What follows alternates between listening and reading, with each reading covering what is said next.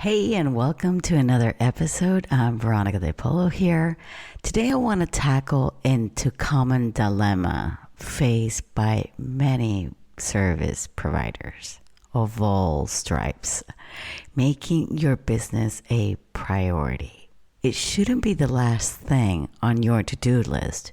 It should be the front and center. So grab your notepads because we're diving into some nitty gritty of consistent business promotion. Hey, I'm Veronica Di Polo, and with more than 15 years being a marketing strategist, you're going to experience the new way to promote your business with clear and unique messaging by giving you actionable marketing and messaging strategies that get you interested leads to transform the lives of your audiences so that you build up your brand with continuous momentum. Get ready, because here's where we say no to outdated marketing strategies and society norms, and we say yes to change from the inside out. Welcome to the Branding Momentum Podcast.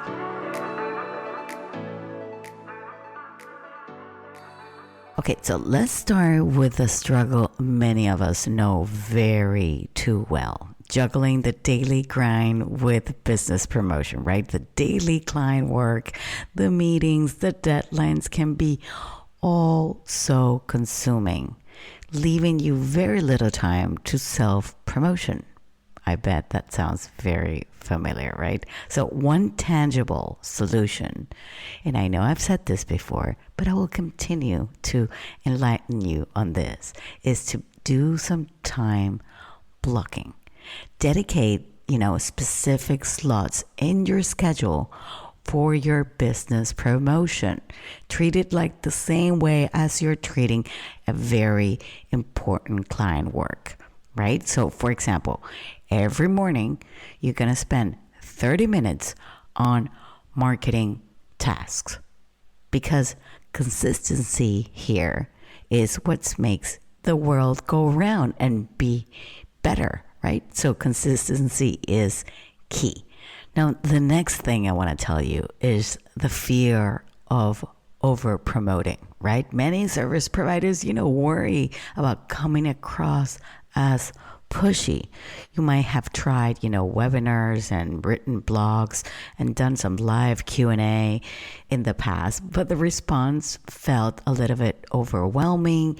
And if you felt like, it wasn't really working, and I totally get it. I've been there before, and I feel that is the case in so many of us, right? For some people it works, for some it doesn't. But let me give you a new perspective on this. Why don't we try and test an effective storytelling? These stories can be about your client's success, but it's essential to actually frame it in a way that highlights the challenges, the transformation, and the valuable lessons that you've learned with these clients. So remember, storytelling isn't about boring your audience. It's about, engaging and inspiring them. So craft your narratives to be relatable, emotional, relevant to your audience pain points, and aspirationals, because that is what will make somebody say, I can work with this person because they're so specific. They're telling me everything that they know, and I feel I have a personal connection, and you're speaking directly to them. So let's try and test that if something of the things that I've said before haven't worked. Now, I want to tackle the consistency conundrum.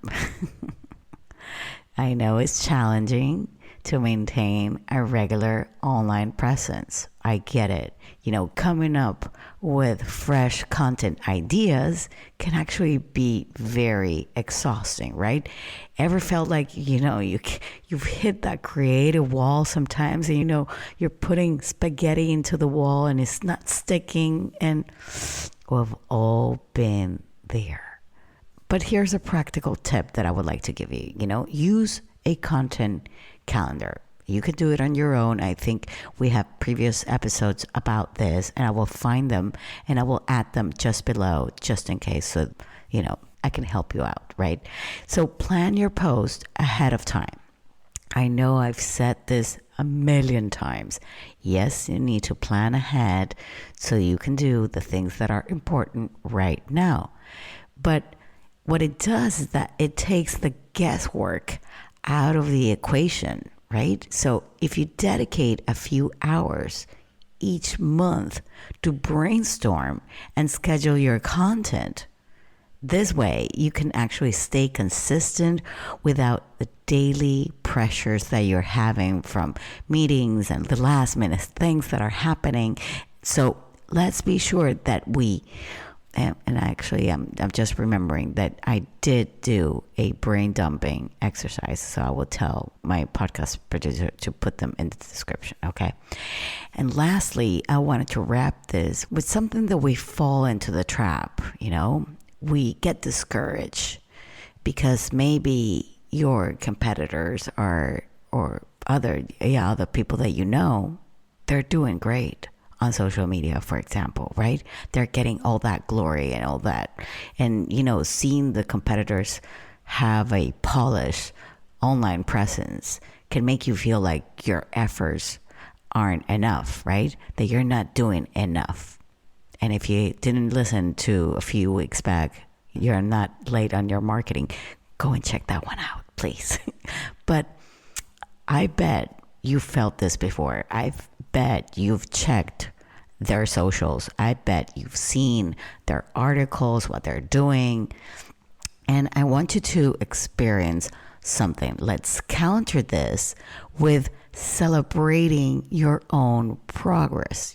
Every small step counts. Everything.